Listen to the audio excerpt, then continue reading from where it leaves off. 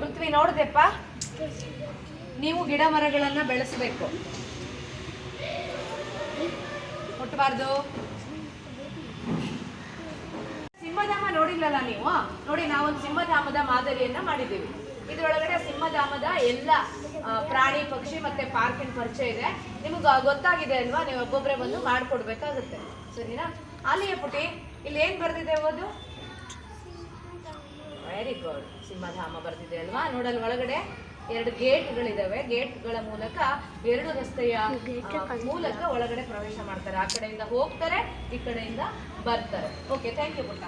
ಇಲ್ಲಿ ನೋಡು, ಇಲ್ಲೇನಿದೆ ಬಾಯಿಲಿ ರೆಹಮಾನ್, ಇದೇನಿದು?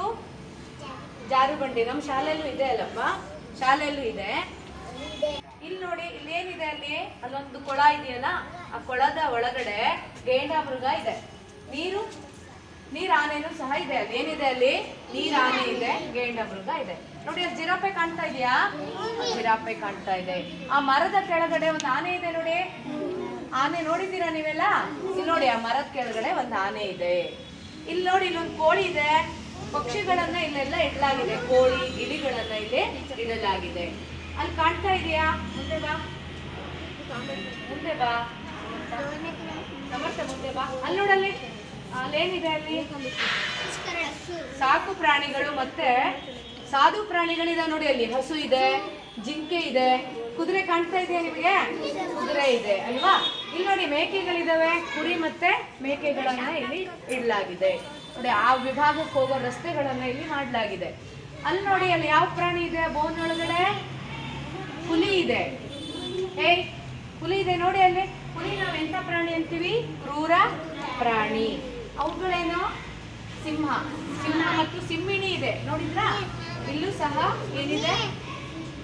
ಅಲ್ಲಿ ಚಿರತೆ ಇದೆ. ವೇಗವಾಗಿ ಓಡುವ ಪ್ರಾಣಿ ಯಾವುದು? ವೆರಿ ಗುಡ್, ಚಿರತೆ ವೇಗವಾಗಿ ಓಡುತ್ತೆ. ಸರಿನಪ್ಪ? ಹಾಗಾದ್ರೆ ಈ ಪ್ರಾಣಿ ಸಂಗ್ರಹಾಲಯವನ್ನ ನೀವೊಮ್ಮೆ ನೋಡಿದ್ದೀರಲ್ವಾ? ಈಗಾಗಲೇ ಸಿಂಹಧಾಮ ನೋಡಿದ್ದೀರಿ. ನಮ್ಮ ಶಾಲೆಯಲ್ಲಿ ನಿರ್ಮಾಣ ಮಾಡಿರುವಂತಹ ಈ ಸಿಂಹಧಾಮದ ಮೂಲಕ ನೀವೇನ್ ಮಾಡಬೇಕಾಗಿದೆ? ಇನ್ನೊಂದಿಷ್ಟು ಮಾಹಿತಿಯನ್ನ ತಿಳ್ಕೊಳ್ಬೇಕು.